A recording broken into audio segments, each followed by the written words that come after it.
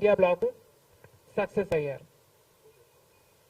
దేశవ్యాప్తంగా ఇది పరిస్థితి అయితే ఇక రాష్ట్రంలో చంద్రబాబు గారు కూటమి పవన్ కళ్యాణ్ గారు బీజేపీతో కలిసి ఇక్కడ ప్రభుత్వం ఫామ్ చేయడం జరిగింది. ఈసారి జరిగిన ఎన్నికలు రాష్ట్రంలో చాలా విచిత్రంగా, అన్ప్రిడిక్టబుల్ గా, అన్ప్రెసిడెంటెడ్ గా ఈ ఎన్నికలు నిలిచాయి. కారణం ఏమిటి అంటే ప్రజలు చాలా డిసిసివ్ గా ఒక నిర్ణయం తీసుకున్నారు. మాకు మార్పు కావాలి అన్న నిర్ణయం ప్రజలు తీసుకున్నారు కాబట్టే ఈ ఎన్నికలు ఒకే డిసిషన్ మీద ఆధారపడి జరిగిన ఎన్నికలు. For Jagan, against Jagan. ఇది ఒకటే డిసిషన్ గా ఈ ఎన్నికలు నిలిచాయి. For Jagan or against Jagan.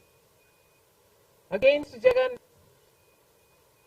అన్న మార్పు కావాలి అన్న ఈ గట్టి డిసిషన్ ప్రజలు తీసుకున్నారు కాబట్టి ఈరోజు వాళ్ళ ఓటు వేస్ట్ కాకూడదు అన్నట్టుగా చాలా డిసిసివ్ గా they voted with a vengeance for change. ఇది అవునన్నా కాదన్నా ఇది వాస్తవం.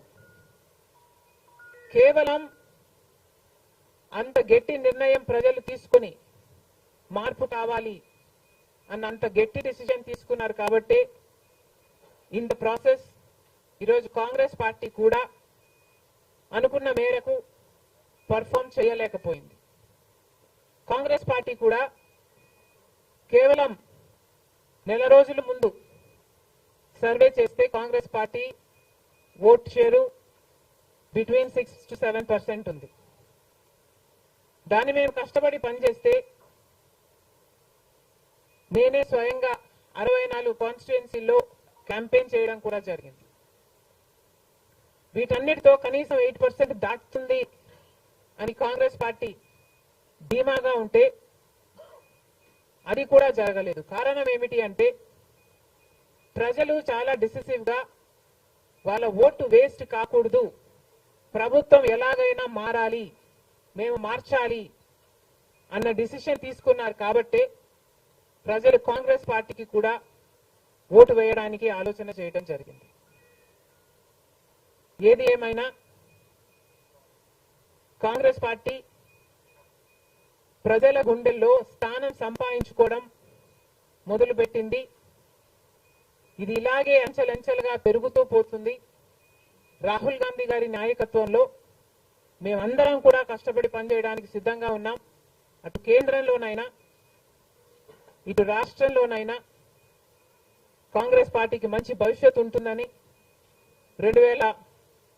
2029 కల్లా మేము ఒక మంచి పొజిషన్లోకి రాగలమని నమ్మకం మా అందరికీ ఉంది. ఈరోజు చంద్రబాబు గారు ముఖ్యమంత్రి ప్రజల తీర్పును గౌరవిస్తూ ఆయనకు మరొకసారి శుభాకాంక్షలు తెలియజేస్తుంది కాంగ్రెస్ పార్టీ. అలాగే చంద్రబాబు గారికి మరొకసారి గుర్తు చేస్తుంది కాంగ్రెస్ పార్టీ మన రాష్ట్రానికి రావాల్సిన ప్రత్యేక హోదా. ప్రత్యేక హోదా అన్నది ఆంధ్ర రాష్ట్ర ప్రజల ఊపిరి. 10 సంవత్సరాలుగా మోడీ గారు, బీజేపీ పార్టీ ప్రత్యేక హోదా విషయంలో ఆంధ్ర రాష్ట్రాన్ని, ఆంధ్ర ప్రజలను మోసమే చేశారు. 10 సంవత్సరాల క్రితము ఎలక్షన్లకు ముందు మోడీ గారు వచ్చినప్పుడు 10 సంవత్సరాలు ప్రత్యేక హోదా ఇస్తాము అని తిరుపతిలో మాట ఇవ్వడం జరిగింది మోడీ గారు. అప్పుడు చంద్రబాబు గారు చెప్పిన మాట 10 సంవత్సరాలు సరిపోదు, 15 సంవత్సరాలు కావాలి అన్నారు అదే సభలో. కానీ 10 సంవత్సరాలు గడిచిపోయినా కూడా ఈ రోజు వరకు కూడా బీజేపీ పార్టీ ఆ మాటను నిలబెట్టుకోలేదు.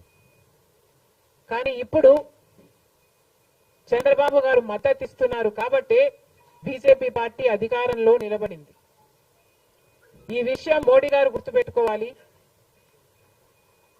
ఎందుకంటే ఈరోజు ఆంధ్ర రాష్ట్ర ప్రజల ఎన్నుకున్న ఎంపీలు కనుక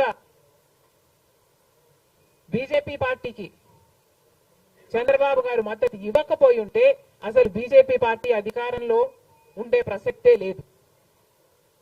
ఈరోజు బీజేపీ పార్టీ అధికారంలో ఉంది అంటే దానికి కారణం ఆంధ్ర రాష్ట్ర ప్రజలు అని మోడీ ఇప్పటికైనా గమనించాలి. చంద్రబాబు గారికి మరొకసారి గుర్తు చేస్తున్నాం, చంద్రబాబు గారు బీజేపీ పార్టీతో ఎలక్షన్లకు ముందు పొత్తు పెట్టుకుంటున్నప్పుడే కాంగ్రెస్ పార్టీ పదే పదే చెప్పడం జరిగింది, ఒక్క మాట అయినా తీసుకోకుండా, కండిషనల్ సపోర్ట్ అయినా మీరు ఎక్స్టెండ్ చేయకుండా మీరు బేషరతుగా